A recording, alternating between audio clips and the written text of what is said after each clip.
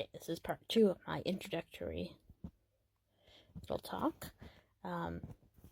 Picking up with forehead tattoos. There are forehead tattoos in both. The part of what happens to Dante is, in a very metal fashion, this angel, in Italian, the word for sin is peccato. So this angel comes and, like, literally takes, like, a knife and, like, carves 7 letters P, 7 P's for peccato, into his, like, forehead.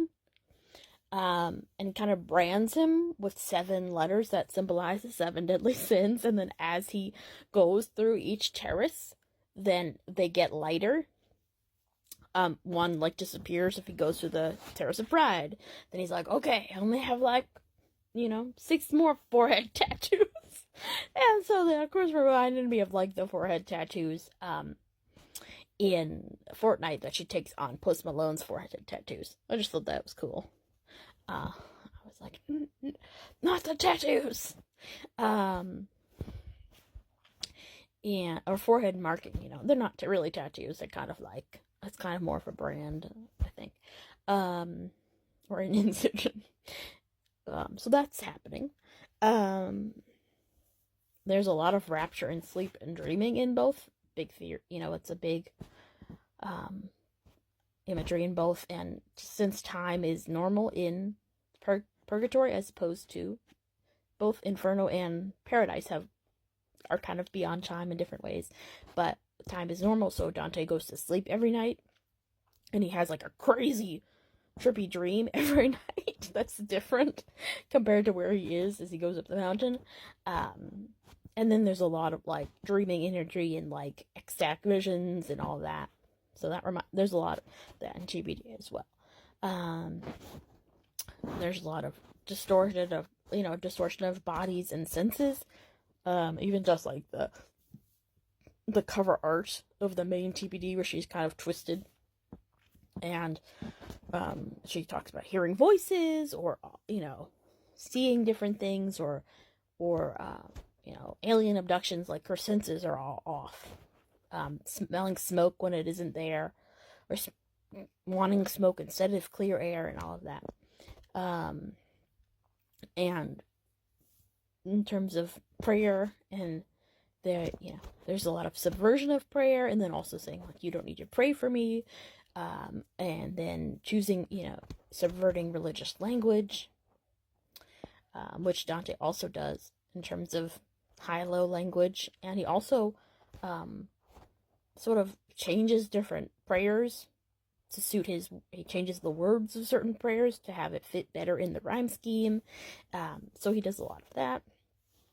And then there's this idea that praying helps reduce your time. If there are people on earth who are alive, praying for you, then it helps reduce the amount of time that you have to spend in certain places in purgatory, specifically at the beginning.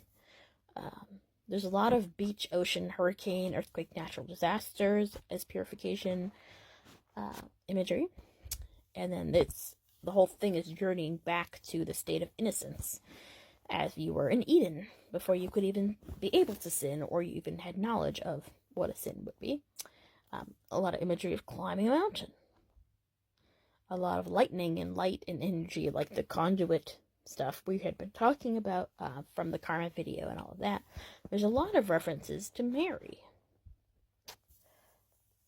There's a lot of, references in terms of, even like her saying, my mother was a saintly woman in Thank You, Amy, or also, I'm doing this now because she's going to restart the tour in Paris tomorrow, which people on Twitter have noticed, that's on the Ascension of Mary, or also called the Domitian of Mary, where she kind of ascends to heaven in her sleep. It's a big thing. She's always shown as sleeping and surrounded by all the sort of like force ghosts of the apostles standing around her in art as she's sleeping, and then she just kind of like sleeps and then wakes up in heaven. So that reminds me a lot of different things, like hate it here, or even down bad, or that idea of sleep and dreaming as a sort of teleportation device. And then the difference between sleeping and death and dreaming and all of that. And the and then also there's like Mary in some ways one of the big ideas of the poem, because it's Mary who originally decides to save Dante when he's in the dark wood. It's St. Lucy, and then St. Lucy tells Mary in heaven, who tells Beatrice. And they say, Dante's in trouble. He needs help. And it's that idea of like the beatific mother, and it's also sort of Dante writing that because his mother died when he was very young, and he always felt like he had like a guardian angel, which Hosier beautifully describes in his song about First Time, which is, don't think I forgot about that album. He says, mothers are always giving life to you again and again and again. When his mother gives him flowers that shake him out of his existential torpor.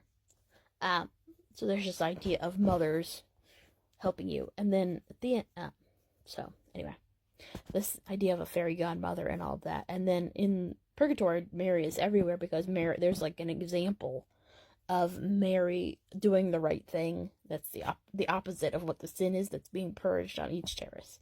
And then there's a lot of north-south imagery because of the north-south, the southern hemisphere, the northern hemisphere. He talks about it like Purgatory is technically on the same axis as Jerusalem. It's like the opposite side of the globe.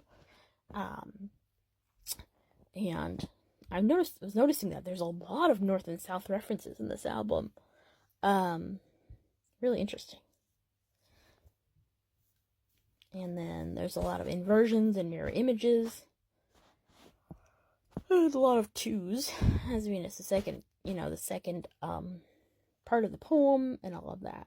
And then there's, the two of Dante writing it and Dante the Pilgrim, and the two of Dante and Virgil, which becomes Dante and Beatrice.